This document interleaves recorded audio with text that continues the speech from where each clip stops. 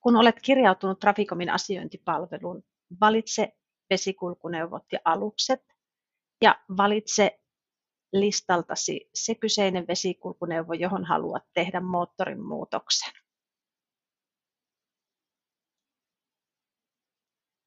Valitse oikealta oikea palvelulähtö, ilmoita muuttuneet tekniset tiedot mukaan lukien moottori. Muutos on sinulle maksuton. Sivulla 1 pääset tarkistamaan veneen teknisiä tietoja, ja koska tietoja ei ole vahvistettu vaatimustenmukaisuusvakuutuksella, pääset tarvittaessa muuttamaan tietoja näihin kenttiin. Mutta jos tiedot ovat kunnossa, valitse seuraava ja siirryt palvelussa eteenpäin.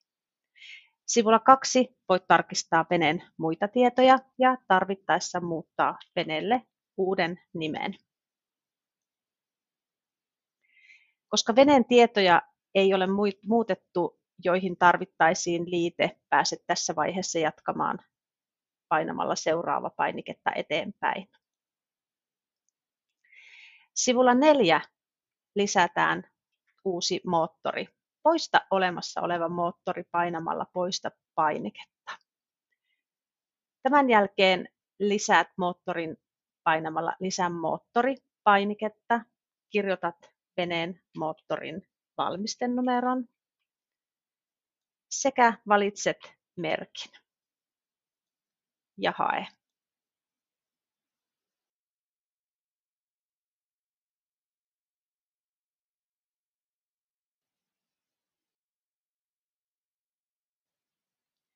Järjestelmä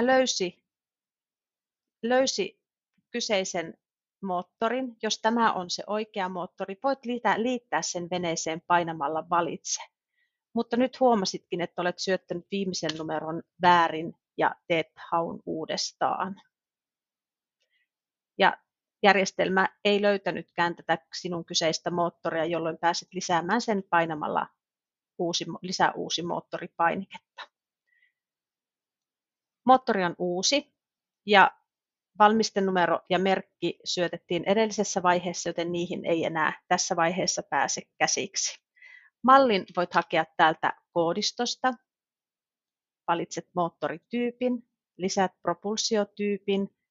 Tehon voit ilmoittaa joko hevosvoimina tai kilowatteina ja valitsen tässä tapauksessa täytettävän sen hevosvoimina, jolloin tuo kilowattikenttä täyttyy automaattisesti. Ilmoita ensimmäinen käyttöönottopäivämäärä moottorille sekä moottorin vuosimallin sekä sen valmistusvuoden. Ilmoita käyttövoima ja sivun lopussa lisäät tarvittavat liitteet. Lisää moottorin luovutuskirja, kauppakirja, jonkinlainen kuitti tästä kyseisestä kaupasta.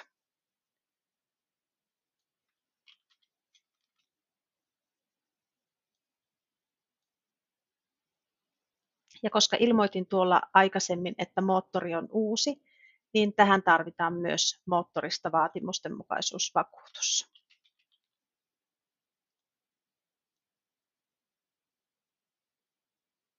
Noin, nyt tarvittavat liitteet ovat liitetty palveluun ja etenen eteenpäin painamalla seuraava painiketta. Omistajat ja haltijatiedot voi tässä vaiheessa tarkistaa ja kun ne ovat kunnossa, valitset seuraava. Sivulla 6 tarkista vielä kertaalleen, että ne ilmoitetut tiedot ovat oikein ja hyväksyt rekisteröinnin painamalla hyväksy painiketta.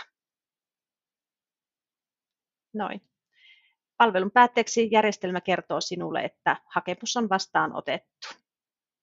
Halutessasi voit tulostaa vahvistuksen tältä samaiselta sivulta.